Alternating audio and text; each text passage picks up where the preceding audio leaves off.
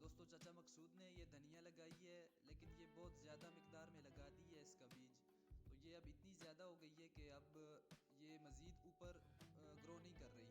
تو اس کے لیے اس کو دھنیا کو بالکل ہلکا ہلکا لگائیں، ایک ایک دانہ کر کے لگائیں، تاکہ اس کے علاوہ یہ کچھ اور سبزیاں وغیرہ لگائی ہوئی ہیں مکس کر کے، مختلف قسم کے ساگ لگائے ہوئے ہیں جو کہ گھریلو عورتیں آ کے چن کے لے جاتی ہیں پکانے کے لیے.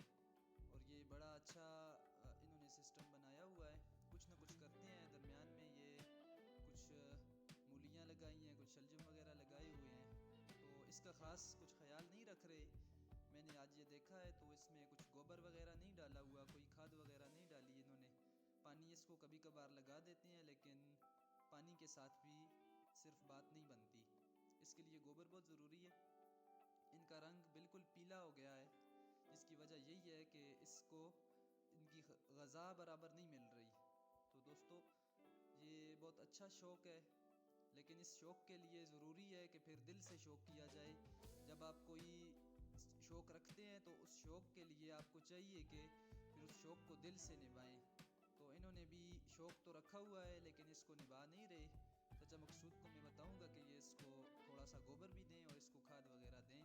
حالانکہ بڑی محنت کی ہے اس نے، دھنیا لگائی ہے، یہ سائیڈوں پہ بھی دھنیا اور اس نے مولیاں لگائی ہیں، اور بڑا اچھا اس نے محنت کی ہے. لیکن اس کو کوئی گوبر نہیں ڈالا اور کھاد وغیرہ ابھی تک اس نے کوئی بھی نہیں ڈالی. پانی لگاتار ڈالتا ہے اس کو.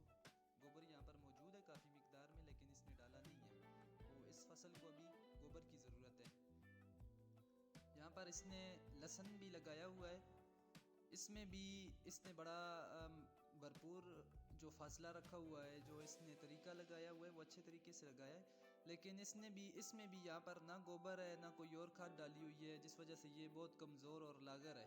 حالانکہ پشاور کا یا گرد و نواح کا، پشاور شہر کے گرد و نواح کا موسم اس طرح کا ہے کہ یہ ابھی بھرپور بڑا ہو جانا چاہیے تھا. لیکن یہ بالکل سادہ کھیت ہے، اس میں کوئی ابھی تک کھاد نہیں ڈالی ہوئی، کوئی اس نے ابھی تک گوبر نہیں ڈالا ہوا، جس وجہ سے یہ بالکل بھی اچھا نہیں لگ رہا. تو جب بھی آپ اس طرح کا شوق رکھیں تو گوبر ڈالیں، کھاد ڈالیں، انشاءاللہ دیکھ